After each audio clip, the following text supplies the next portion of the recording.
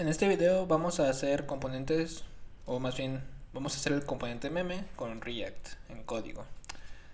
En pantalla vemos los archivos que nos crea Create React App, que en este caso ya los vamos a borrar porque ya no los necesitamos. Son los archivos app.css, app.js, app.test e index.css. Entonces los movemos a la basura, los borramos sin miedo. Aquí está delete. Sí, no hay problema. Y listo. Por el momento, dentro de la carpeta src, que es la carpeta de source, donde va el código fuente de los componentes, por el momento vamos a crear aquí un archivo. Va a ser el componente meme. Una inconveniencia es que los nombres de los archivos de componentes empiecen con mayúscula. En este caso va a ser meme.js. Le damos enter. Voy a cambiar la indentación a 2. Y la manera más simple y sencilla de crear un componente en React es como sigue.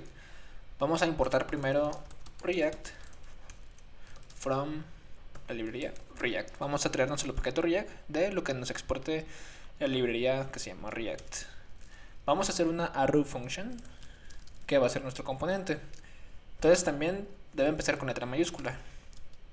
Entonces vamos a decir que const meme es igual a una arrow function que va a retornar un h2. Y acá cerramos el h2 y acá le ponemos meme componente. De momento así va a ser para mantenerlo simple. Gradualmente lo vamos a ir mejorando. Por último vamos a exportarlo para poder usarlo en otro archivo. Entonces export default meme. De este modo yo ya lo puedo usar en otro archivo, que va a ser en el index. En la línea 3 del index.js tenemos esta línea que está importando index.css. Ya no existe ese archivo, lo borramos. Y vamos a cambiar esta línea, en vez de app, ya no existe, ahora va a ser meme. Y guardamos. Entonces aquí yo me traigo el componente meme que estoy exportando aquí. Me lo traigo acá en index.js y lo voy a renderizar. Si vamos al navegador, está aquí actualizado. Vemos que es el componente meme, tal cual como yo lo llamé. Y es la manera más simple. Vamos a ver ahora una comparación nueva de los componentes. En el video anterior vimos que un componente es como una pieza de Lego. Ahora vamos a decir también que un componente es como una función pura de JavaScript. Una función pura es aquella que, dado el mismo argumento, va a dar el mismo resultado. Por ejemplo, rápidamente, vamos a hacer una función rápida, nada más a modo de ejemplo. Vamos a retornar n más 1. Entonces, ¿qué pasa si yo le pongo esta función, le paso el 1? ¿Qué va a retornar? Va a retornar 1 más 1 igual a 2. Entonces, esta función, siempre que yo le pase el parámetro 1, siempre me va a retornar el número 2. Es una función pura, porque dado el mismo argumento voy a obtener siempre el mismo resultado. Entonces, así es como podemos ver un componente, una función que va a recibir unos parámetros. En los componentes estos parámetros se les llama props, de propiedades. Entonces, props va a ser un objeto de JavaScript que contenga todas las propiedades de un componente. En donde estamos usando nuestros componentes, en nuestro caso es aquí, yo le voy a pasar propiedades. Yo voy a decir que meme va a tener un nombre. Si te fijas, la sintaxis es como si estuvieras escribiendo un elemento de HTML. Un elemento de HTML es algo como button y button se cierra. Entonces un button tiene propiedades, ¿no? Tiene el name, que es igual a lo que nosotros le queramos poner. Tiene un ID, etcétera. Entonces así como tenemos estos elementos en HTML normal, en nuestros componentes también vamos a definirle propiedades, pero como nosotros queramos.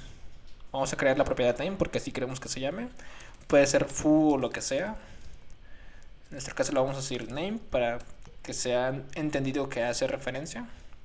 Y le voy a poner aquí de ejemplo meme component. Si yo guardo y vengo al navegador no pasa nada. De hecho es casi el mismo texto, pero tiene los signos de admiración y está todo en minúsculas.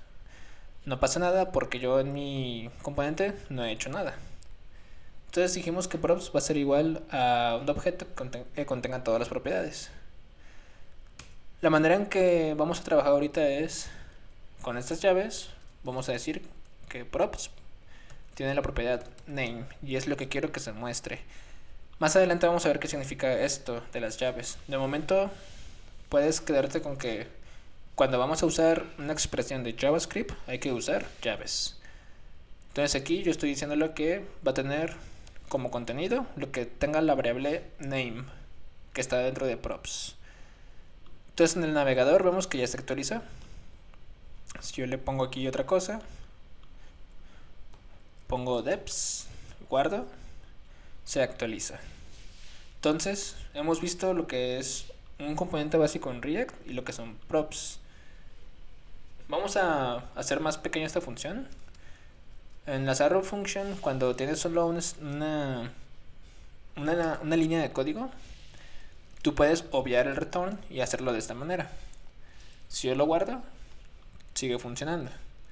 Algo importante aquí es que en este componente, cuando lo definimos de esta manera, tienes que retornar un elemento, un solo elemento. No puedes retornar, por ejemplo,